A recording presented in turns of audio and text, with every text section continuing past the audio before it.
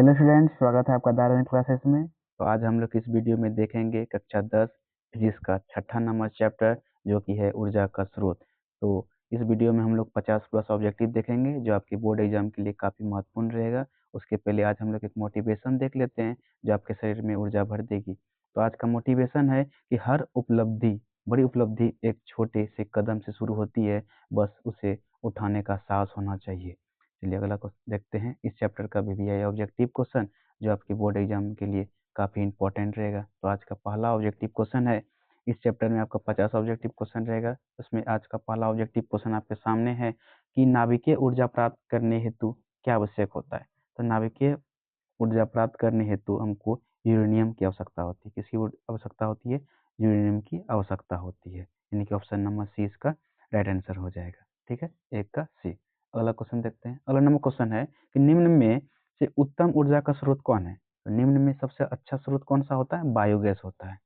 चलिए अगला क्वेश्चन की ओर बढ़ते हैं। अगला नंबर क्वेश्चन है कि निम्नलिखित में कौन स्वच्छ ऊर्जा स्रोत है। सबसे अच्छा स्रोत कौन सा होता है? तो हम लोग जानते हैं कि प्राकृतिक गैस सबसे अच्छा स्रोत होता है, यानी कि ऑप्शन नंबर सी इसका राइट आंसर हो जाएगा। चलिए अगला क्वेश्चन की ओर बढ़ते हैं। Question number 4। क्वेश्चन नंबर 4 है कि उत्तम ऊर्जा का स्रोत कौन है, जो सरलता से सुलभ हो सके, जो प्रति एकांक आयतन तथा प्रति एकांक द्रव्यमान पर अधिक कार्य करे, जिसका भंडारण परिवहन आसान हो, या इनमें से सभी गुण। तो ऑप्शन नंबर डी इसका राइट आंसर हो जाएगा। ये सब सभी गुण होगा तब ये वो उत्तम ऊर्जा का स्रोत कहलाएगा। ठीक है, अगला क्वेश्चन की ओर बढ़ते हैं। Question number 5। क्वेश्चन नंबर 5 है निम्न में से कौन सा ऊर्जा स्रोत सौर ऊर्जा की व्युत्पन्न नहीं है। कौन सा स्रोत व्युत्पन्न नहीं है? नाभिकीय ऊर्जा व्युत्पन्न नहीं है। ऑप्शन नंबर सी इसका राइट आंसर हो जाएगा, 5 का सी। अगला क्वेश्चन देखते हैं। Question number 6। क्वेश्चन नंबर 6 है निम्नलिखित में से कौन ऊर्जा का प्रदूषण मुक्त स्रोत है। कौन सा? पवन ऊर्जा। कौन सा हो जाएगा? पवन ऊर्जा, सॉरी, पवन ऊर्जा भी है बच्चों, सौर ऊर्जा भी होता है, विद्युत जल ऊर्जा भी होता है, यानी कि ऑप्शन नंबर डी इसका राइट आंसर हो जाएगा, 6 का डी नंबर। चलिए अगला क्वेश्चन की ओर बढ़ते हैं। Question number 7। क्वेश्चन नंबर 7 है कि जीव मंडल में ऊर्जा का सबसे प्रमुख स्रोत क्या है। तो हम लोग जानते हैं ऊर्जा सबसे अधिक हमको कहाँ से मिलता है? सूर्य से। ऑप्शन नंबर डी इसका राइट आंसर हो जाएगा। चलिए अगला क्वेश्चन की ओर बढ़ते हैं। Question number 8। क्वेश्चन नंबर 8 है कि निम्नलिखित में से कौन बायोगैस का ईंधन का स्रोत नहीं है। तो नाभिकीय ऊर्जा बायोगैस का ईंधन का स्रोत नहीं है। 8 नंबर, 8 का आंसर क्या हो जाएगा? सी, नाभिकीय ऊर्जा। चलिए अगला क्वेश्चन की ओर बढ़ते हैं। Question number 9। क्वेश्चन नंबर 9 है, ये बहुत बार एग्जाम में पूछा गया क्वेश्चन है, आप लोग ध्यान से देखिए और इसका आंसर कमेंट बॉक्स में जरूर दें। पवन विद्युत जनित में पवन की चाल कम से कम कितनी होनी चाहिए। तो हम लोग जानते हैं कम से कम कितनी होनी चाहिए? 15 किलोमीटर प्रति घंटा होना चाहिए। 15 किलोमीटर प्रति घंटा होना चाहिए, यानी कि ऑप्शन नंबर ए इसका क्या हो जाएगा? राइट आंसर हो जाएगा। चलिए अगला क्वेश्चन की ओर बढ़ते हैं। क्वेश्चन नंबर 10 की ओर। क्वेश्चन नंबर 10 है कि जीव द्रव्यमान ऊर्जा स्रोत का उदाहरण निम्न में कौन नहीं है। कौन नहीं है? तो इसका जो राइट आंसर हो जाएगा वो हो जाएगा नाभिकीय ऊर्जा नहीं है। ठीक है बच्चों, नाभिकीय ऊर्जा नहीं है, यानी ऑप्शन नंबर सी इसका क्या हो जाएगा? राइट आंसर हो जाएगा। चलिए अगला क्वेश्चन की ओर बढ़ते हैं। Question number 11। क्वेश्चन नंबर 11 है कि कौन परंपरागत ऊर्जा स्रोत है। कौन सा परंपरागत ऊर्जा स्रोत है, यानी कि बायोगैस जो है, जिसको जैव मात्रक कहते हैं, ये परंपरागत ऊर्जा स्रोत है, यानी कि ऑप्शन नंबर ए इसका क्या हो जाएगा? राइट आंसर हो जाएगा। चलिए अगला क्वेश्चन की ओर बढ़ते हैं। Question number 12। 12 नंबर क्वेश्चन है कि गर्म जल प्राप्त करने के लिए हम सौर तापक का उपयोग किन दिन नहीं कर सकते हैं। तो बादलों के दिन हम लोग नहीं कर सकते हैं। ऑप्शन नंबर बी इसका क्या हो जाएगा? राइट आंसर हो जाएगा। चलिए 13 नंबर क्वेश्चन की ओर बढ़ते हैं। 13 नंबर क्वेश्चन है कि डीजल का उपयोग होता है कहाँ होता है? भारी वाहनों में, रेल इंजनों में, विद्युत उत्पादन में, या इनमें से सभी में। तो इसका जो राइट आंसर हो जाएगा डी नंबर ऑप्शन, इन सभी में डीजल का उपयोग किया जाता है। चलिए अगला क्वेश्चन की ओर बढ़ते हैं। क्वेश्चन नंबर 14 है कि जल विद्युत संयंत्र किस ऊर्जा का विद्युत ऊर्जा को रूपांतरित करता है। तो इसका जो राइट आंसर हो जाएगा वो स्थितिज ऊर्जा को रूपांतरित करता है। ठीक है बच्चों, अगला क्वेश्चन देखते हैं। Question number 15। 15 नंबर क्वेश्चन है जीवाश्म ईंधन का उदाहरण है। कौन सा जीवाश्म ईंधन ईंधन का उदाहरण है? पेट्रोलियम भी है, कोयला भी है, यानी कि ऑप्शन नंबर सी इसका क्या हो जाएगा? राइट आंसर हो जाएगा, 15 का सी। चलिए अगला क्वेश्चन की ओर बढ़ते हैं। Question number 16। क्वेश्चन नंबर 16 है निम्नलिखित में से कौन जीवाश्म ईंधन नहीं है। कौन सा जीवाश्म ईंधन नहीं है? तो बायोगैस जीवाश्म ईंधन नहीं है, 16 का ए नंबर ऑप्शन। अगला क्वेश्चन देखते हैं। अगला नंबर क्वेश्चन है 17 नंबर। 17 नंबर क्वेश्चन है कि निम्न में से कौन जीवाश्म ईंधन नहीं है। रिपीट हो गया क्वेश्चन बच्चों, कौन सा नहीं था? Biogas, option number A. अगला क्वेश्चन देखते हैं। Question number 18। 18 नंबर क्वेश्चन है कि जीवाश्म ईंधन की ऊर्जा का वास्तविक स्रोत क्या है। तो सूर्य है, क्या है, सूर्य, यानी कि 18 का सी नंबर आपका राइट आंसर हो जाएगा। 19वें क्वेश्चन की ओर बढ़ते हैं। 19वां क्वेश्चन है कि निम्नलिखित में से कौन ऊर्जा का अनवीकरणीय स्रोत है? कौन सा अनवीकरणीय स्रोत है? तो पेट्रोलियम क्या है, अनवीकरणीय स्रोत है। राइट आंसर हो जाएगा सी नंबर। अगला क्वेश्चन देखते हैं, 20 नंबर क्वेश्चन। ये क्वेश्चन बहुत ही एक महत्वपूर्ण है आपके बोर्ड एग्जाम के लिए। देखते हैं, जो दहन कर ऊष्मा उत्पन्न करता है उसे क्या कहते हैं? तो ईंधन कहते हैं उसको, यानी कि बी नंबर ऑप्शन इसका राइट आंसर हो जाएगा, 20 का बी नंबर। 21वें क्वेश्चन की ओर बढ़ते हैं। 21वां क्वेश्चन है कि सौर ऊर्जा को सीधे विद्युत में बदलने वाली युक्ति को क्या कहते हैं? सौर ऊर्जा विद्युत डायरेक्ट विद्युत में बदलने की युक्ति को हम लोग क्या कहते हैं? सौर सेल कहते हैं, यानी कि 21 का सी नंबर ऑप्शन इसका राइट आंसर हो जाएगा। ठीक है, अगला क्वेश्चन की ओर बढ़ते हैं। अगला नंबर क्वेश्चन 22 नंबर क्वेश्चन है। 22 नंबर ध्यान से देखिए कि जल विद्युत ऊर्जा किस प्रकार का ऊर्जा स्रोत है? तो जल विद्युत ऊर्जा नवीकरणीय स्रोत है। कैसा है बच्चों? नवीकरणीय स्रोत है, यानी कि ऑप्शन नंबर ए इसका क्या हो जाएगा? राइट आंसर हो जाएगा। ठीक है, चलिए अगला क्वेश्चन की ओर बढ़ते हैं। Question number 23। 23 नंबर क्वेश्चन है कि निम्न में से कौन जीवाश्म ईंधन ऊर्जा का प्राथमिक स्रोत है? तो सूर्य इसका क्या है? प्राथमिक स्रोत है। ऑप्शन नंबर सी इसका क्या हो जाएगा? राइट आंसर हो जाएगा। ठीक है, अगला क्वेश्चन की ओर बढ़ते हैं। अगला नंबर क्वेश्चन है कि जीवाश्म ईंधन को के जलने पर कौन सी गैस मुक्त होती है? तो जीवाश्म ईंधन के जलने पर कौन सी गैस मुक्त होती है? कार्बन ऑक्सीजन गैस मुक्त नहीं होती है, सॉरी। क्वेश्चन है जीवाश्म ईंधन के जलने पर कौन सी गैस मुक्त नहीं होती है? तो ऑक्सीजन गैस मुक्त नहीं होती है। ऑप्शन नंबर ए इसका क्या हो जाएगा? राइट आंसर हो जाएगा। चलिए 25वें क्वेश्चन की ओर बढ़ते हैं। 25वें क्वेश्चन है, निम्न में कौन बायोगैस का मुख्य अवयव है? तो मीथेन इसका मुख्य अवयव होता है बायोगैस का, याद रखिएगा।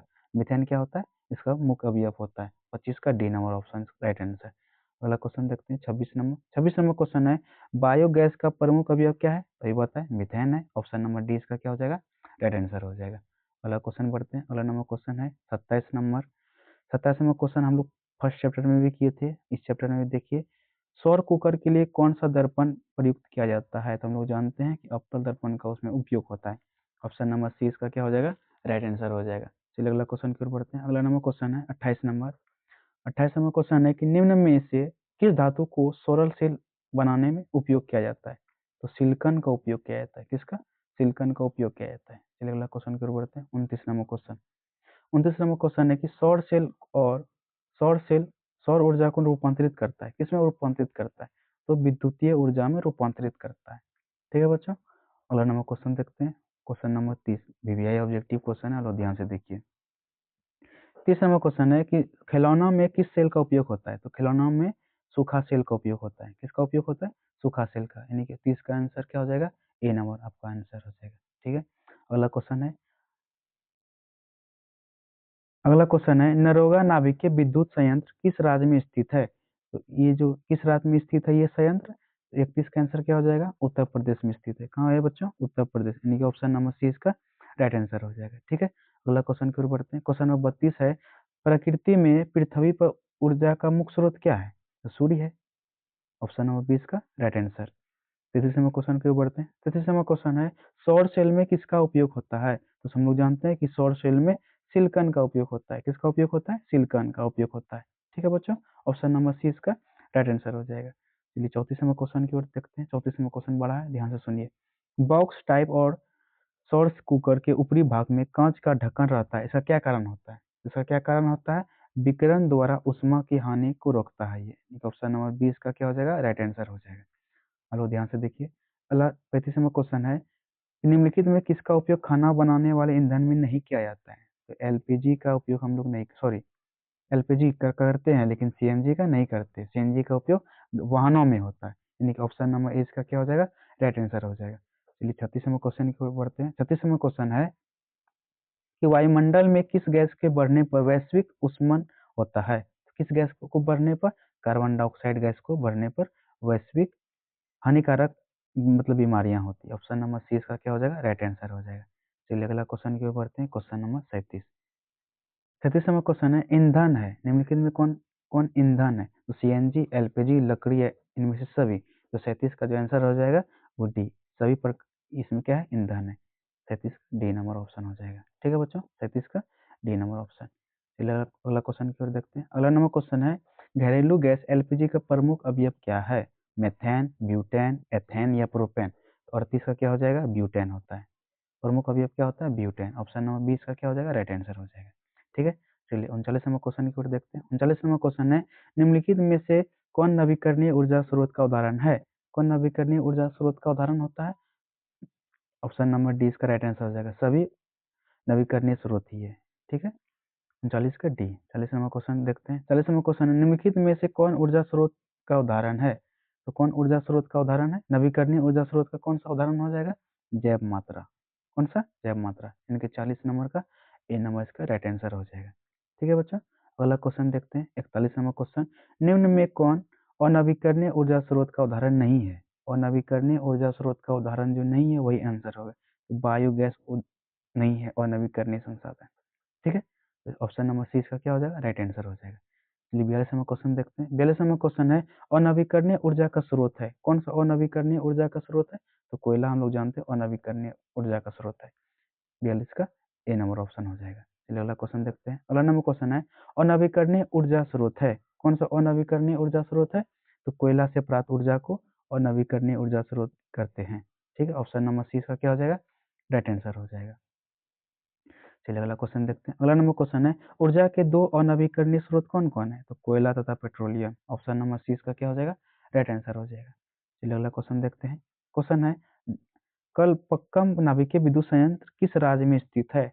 कहाँ पर स्थित है? यह है तमिलनाडु में। कहाँ पर स्थित है? तमिलनाडु में। यानी कि 45 नंबर का बी नंबर आपका क्या हो जाएगा? राइट आंसर हो जाएगा। ठीक है बच्चों, अगला क्वेश्चन की ओर देखते हैं। अगला नंबर क्वेश्चन है, निम्न में से किस रूप में महासागरों में ऊर्जा उपलब्ध होता है? किस रूप में होता है? तो होता है इस सभी प्रकार के रूप में हमको ऊर्जा प्राप्त होता है। यानी कि ऑप्शन नंबर डी इसका क्या हो जाएगा? राइट आंसर हो जाएगा। 46 का डी नंबर। 47 नंबर क्वेश्चन देखते हैं। 47 नंबर क्वेश्चन है, तारापुर नाभिकीय विद्युत संयंत्र किस राज्य में स्थित है? तारापुर नाभिकीय विद्युत संयंत्र किस राज्य में स्थित है? वो है महाराष्ट्र में। कहाँ है बच्चों? महाराष्ट्र में। ऑप्शन नंबर सी इसका क्या हो जाएगा? राइट आंसर हो जाएगा। चलिए अगला क्वेश्चन की ओर देखते हैं। अगला नंबर क्वेश्चन है, ग्लोबिन वार्मिंग के उत्तरदायी कौन सा गैस होता है? तो कार्बन डाइऑक्साइड क्या हो जाएगा इसका? राइट आंसर हो जाएगा। सी नंबर ऑप्शन इसका राइट आंसर हो जाएगा। चलिए अगला क्वेश्चन की ओर देखते हैं। अगला नंबर क्वेश्चन है, 1 MV के जनित्र के लिए पवन फॉर्म कितना होना चाहिए? कितना भूमि का होना चाहिए? तो हम लोग जानते हैं 2 हेक्टेयर का होना चाहिए। ऑप्शन नंबर इसका राइट आंसर हो जाएगा। ठीक है, अगला लास्ट क्वेश्चन इस चैप्टर का, तो ध्यान से देखिए। कौन सी गैस वैश्विक ऊष्मन के लिए उत्तरदायी होता है? कौन सा होता है? पहले ही बता चुके हैं। कार्बन डाइऑक्साइड क्या होता है? वैश्विक होता है। यानी कि ऑप्शन नंबर ए इसका राइट आंसर हो जाएगा। थैंक यू बच्चों, वीडियो में बने रहने के लिए। आशा करते हैं आप लोग सही घर में पढ़ते होंगे, मन लगा के पढ़िए, अपने मम्मी पापा का नाम रोशन कीजिए और अपना भविष्य खुद बनाइए। जय हिंद, जय भारत।